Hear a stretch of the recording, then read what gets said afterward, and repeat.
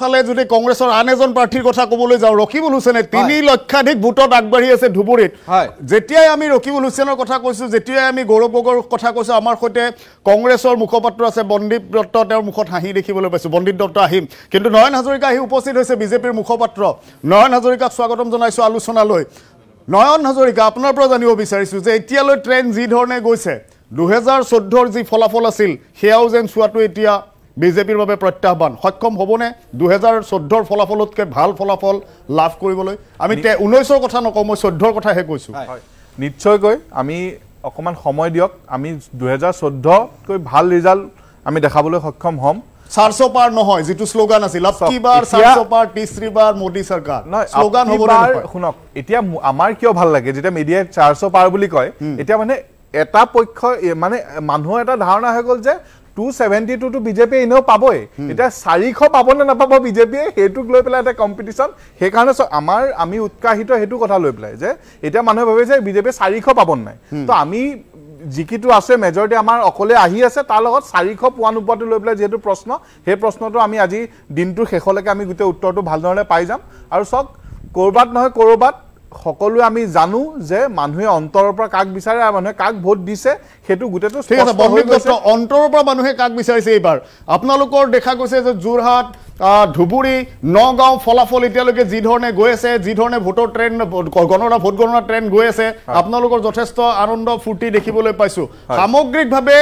ৰাহুল গান্ধী এটা কথা কৈছিল যে ইণ্ডিজুতে 295 চুব তেনে এটা সম্ভাৱনা বিয়লিলৈ আমি দেখিবলৈ পাম নেকি না ডেফিনেটলি আমাৰ ট্ৰেন্ডত আমাৰ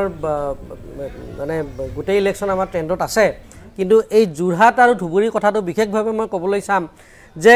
অসমৰ ইমুৰৰ পৰা হিমুৰ বুলি যদি কোৱা হয় যে একফালে যোৰহাটত আমাৰ উত্থান হৈছে কংগ্ৰেছৰ তাত অসমীয়া মানুহে অসমৰ হাৰ্ট বুলি কয় যোৰহাটক তাত আমাৰ উত্থান হৈছে আৰু অসমৰ শেষ ধুবুৰীত আমাৰ উত্থান হৈছে গতিকে কৰবাত এইটো কথা ক'বলৈ মই সুখী হ'ম যে অসমত এইবাৰ কিন্তু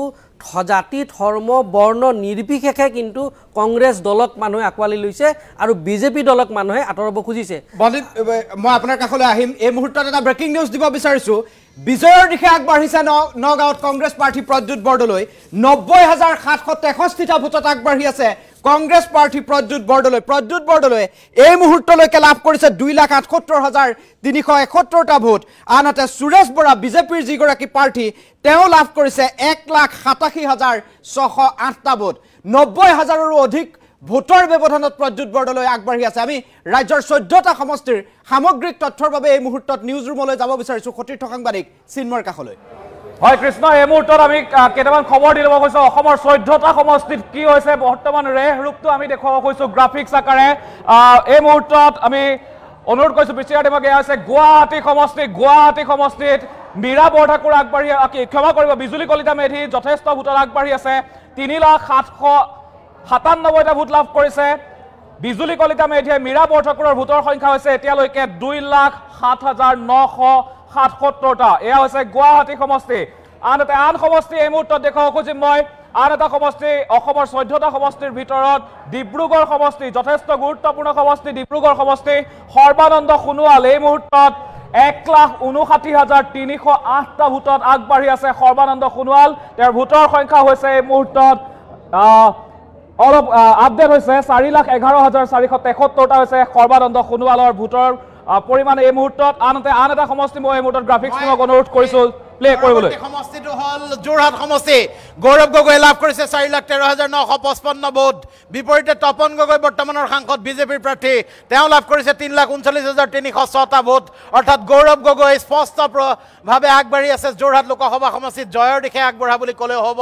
নগাঁও সমষ্টি প্ৰদ্যুৎ বৰদলৈ লাভ কৰিছে 2,73,187টা ভোট বিপৰীতে বিজেপিৰ সুৰেশ বৰা বিজেপি তেওঁ লাভ কৰিছে 1,84,878টা ভোট চিন্ময় পৰৱৰ্তী এটা সমষ্টি নিশ্চয় কোকৰাঝাৰ সমষ্টিৰ এই মুহূৰ্তত জয়ন্ত বসুমতাৰী আগবাঢ়ি আছে ইউপিপিএলৰ জয়ন্ত